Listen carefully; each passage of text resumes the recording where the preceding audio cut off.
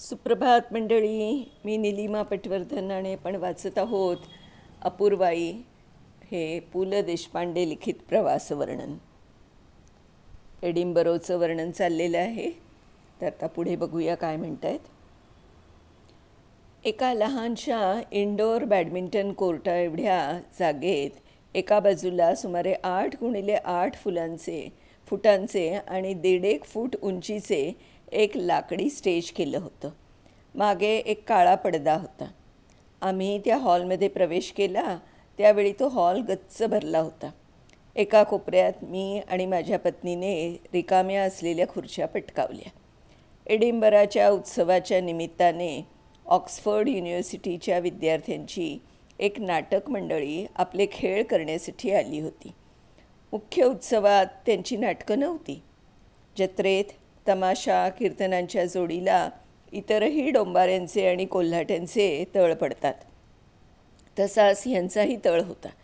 आदल्या दिवशीच्या वर्तमानपत्रात या तरुण मंडळींची खूप तारीफ आली होती. गावातली मुख्य नाटके आणि गाणी रात्री 9:30-10पर्यंत संपली की यांचा लेट नाईट रिव्ह्यू सुरू व्हायचा. बरोबर 10 वाजता दिवे गेले आणि त्या एवढ्याशा रंगमंचावर त्या कॉलेज विद्यार्थिनींनी आपला कार्यक्रम सुरू केला. त्यात गाणी होती, नाच होते, गमतीचे चुटके होते. त्या एवढ्याशा रंगमंचावर त्या मुलामुलींनी साऱ्या हॉलच्या नजरा आपल्याकडे खिळवून ठेवल्या होत्या. अत्यंत सुसूत्र कार्यक्रम. 8-10 जणांची स्टोळी होती, पण विलक्षण बहुरंगी. विशेषतः चंद्रलोकावर इंग्रज, अमेरिकन, रशियन, चीनी आणि फ्रेंच वसाहतकारांची झालेली पहिली भेट मोठी मजेदार होती. अर्थात शेवटी सर्वात शहाणा इंग्रज ठरला हे सांगायला नकोस. परंतु सरकारी काम आणि मधुचंद्र एकदम साधायला आलेल्या इंग्रजाच्या बायकोला फ्रेंच माणसावर प्रेम करायला लावलं होतं. चीनी मनुष्य चंद्रलोकावरून चंद्रदर्शन घडत नसल्याने हळहळत होता. अमेरिकन सर्वांचे फोटो काढण्यात गुंतला होता. रशियन या परिस्थितीत क्रेमलिनचे धोरण काय आहे याची संदेशवाहकावरून सारखी चौकशी करत होता.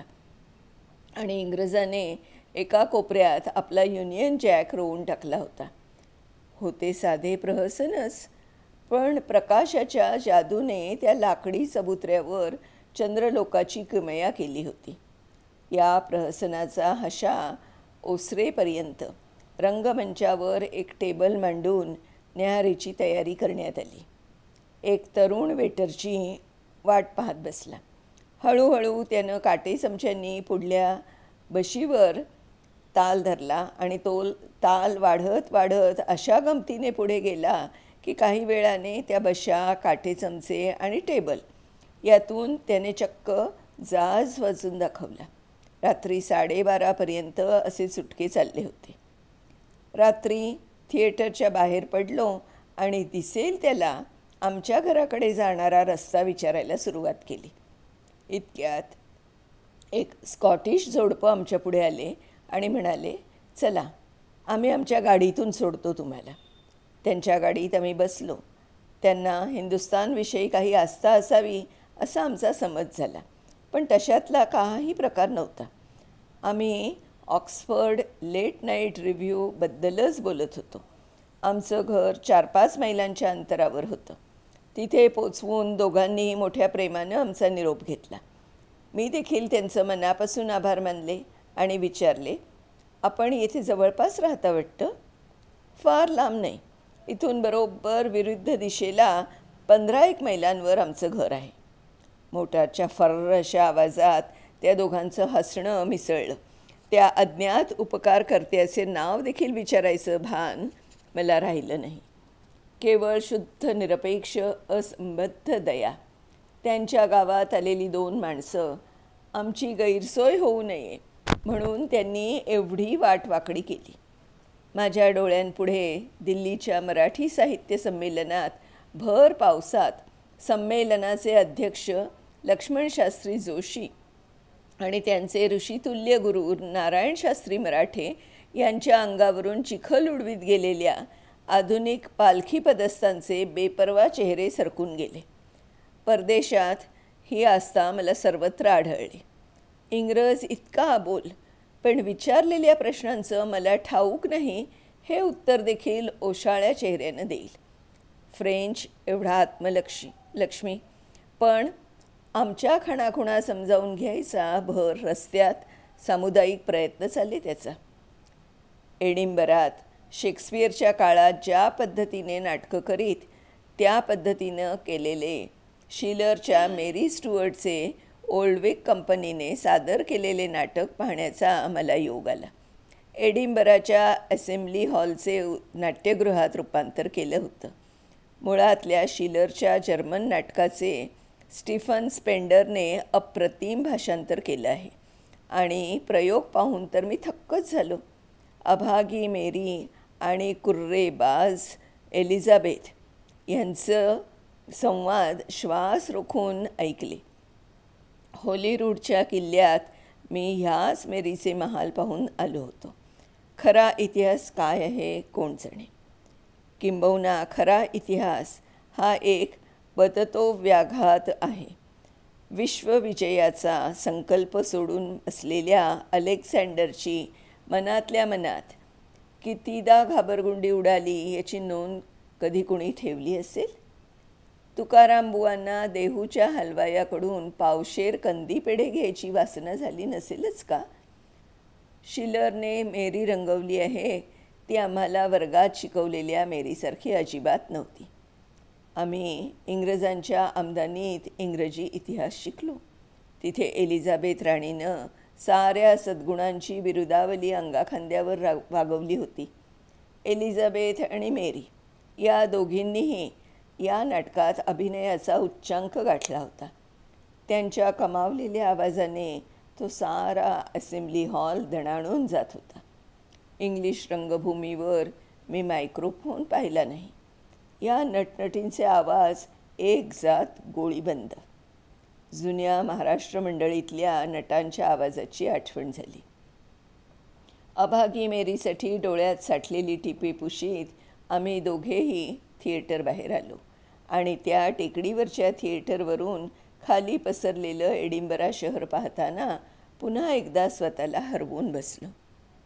एडिनबरा हे मोठं भाग्यवान शहर आहे. या शहराला सुंदर बंदर आहे. फॉर्थ ब्रिज नावाचा प्रचंड लांबीचा पूल आहे. भोवताली रम्य टेकड्या आहेत, बागा आहेत, पुतळे आहेत आणि आकाशाला खुणावणारी सुंदर प्रार्थना मंदिरं आहेत. आम्ही राहत होतो त्या विभागाला मॉर्निंग साईड म्हणतात. या मॉर्निंग साईडचे चर्च देखील सुरेख आहे. स्कॉटिश माणूस इंग्रजाहून अधिक धार्मिक आहे. बेल, बुक अँड कॅन्डल, घंटी, पोथी आणि वाती यावर त्याची श्रद्धा आहे. अजूनही शिक्षण चर्चच्याच हातात आहे. मी त्यांच्या या धार्मिकतेविषयी चर्चा करण्याचा प्रयत्न केला, परंतु हे लोक ख्रिस्त हा वादातीत विषय मानतात. या धर्मभावनेने रक्ताच्या नद्या वाहवल्या तरीही त्यांच्या जीवनातून धार्मिक भावना जात नाहीत. आपण विशेषतः हिंदू लोक त्या दृष्टीने फारच प्रगत आहोत. एका तोंडाने आपण एक धर्म एष धर्म सनातनः म्हणतो आणि दुसऱ्या तोंडाने चेष्टाही करतो. ख्रिस्ती लोकांची चेष्टा टवाळी पाद्र्यापर्यंत जाऊन थांबते. क्रुसावरची ती ख्रिस्तमूर्ती नुसत्या स्मरणाने त्यांच्या अंतःकरणात जोगिया आळवू लागते. तिथे चेष्टा मस्करीचे स्वर विसंवादी लागतात, बेसुरे लागतात. हेच मात्र खरं. अर्थात ख्रिस्ताचा करुणामय धर्म प्रत्यक्षात मात्र पुराणातल्या वांग्यासारखाच आहे. आपल्या ब्राह्मणेतर किंवा स्पृश्य भांडणासारखी तिथेही भांडणं, अक्षरशः जोडाजोडी, खून, मारामाऱ्या या वैशिष्ट्यांसह आहेत. एडिनबरात मी बोनफायर म्हणजे इंग्रजीत बॉनफायरचा आयरिश उच्चार नावाचं नाटक पाहिलं. त्यात 2 धार्मिक तटात होळीवरून झालेलं भांडण हाच विषय होता. आपल्या कोकणातल्या ब्राह्मणांच्या आणि गुरुवांच्या भांडणासारखाच थोडासा हा प्रकार. आणि या भांडणाचं पर्यवसान एका तरुण सुधारकाच्या खुनात दाखवलं होतं. नाटकाची भाषा आयरिश होती, त्यामुळे संवाद कळायला अवघड जात होतं. रंगभूमीवर 4-5 फ्लॅटे अशी काही खुबीने मांडली होती की एका आयरिश खेड्यातला तिठ्ठा डोळ्यांपुढे एका क्षणात उभा राहिला. वातावरण खेड्यातलं होतं. खेड्यातल्या कजाग म्हातारीचं काम करणाऱ्या बाईनं अगदी सातारा सांगलीकडल्या खेड्यातल्या सतभामा काकीचा आयरिश अवतार दाखवला. नाटक बेताबातचंच होतं, परंतु रंगसंचा अतिशय सुंदर होती, चतुर होती. क्षणात दिवाणखाना उभा राही आणि लगेच एक टुमदार घरातली खोली मांडली जाई.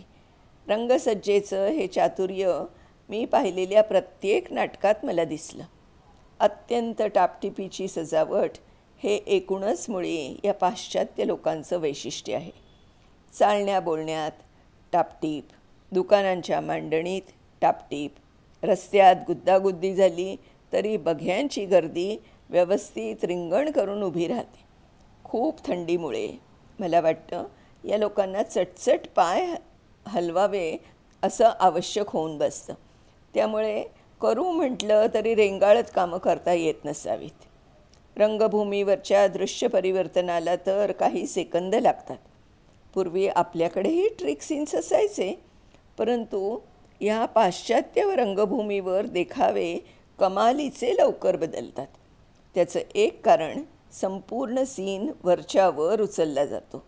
स्टेजवरच्या खुर्च्या टेबलं एका शिस्तीनं उचलली जातात आणि खुर्च्या कुणी उचलायच्या, टेबलांना कुणी हात लावायचा हे आधी ठरलेलं असतं. त्यामुळे पडदा वर गेल्यावर हातभर जीभ काढून कपडेपटातला माणूस पळत विंगमध्ये जाण्याचं नाटकाबाहेरचे नाट्यप्रसंग इथे घडत नाहीत. मंडळी, आता ह्याच्या पुढचा तो आपण उद्या वाचणार आहोत. खूपच मजेशीर आहे आणि नवीन, मला तरी सगळं छान नवीन वाटतं आहे. वातावरण हे तुम्हालाही आवडत असेल ह्याची मला खात्री आहे. तर भेटूया उद्या. तोपर्यंत नमस्कार.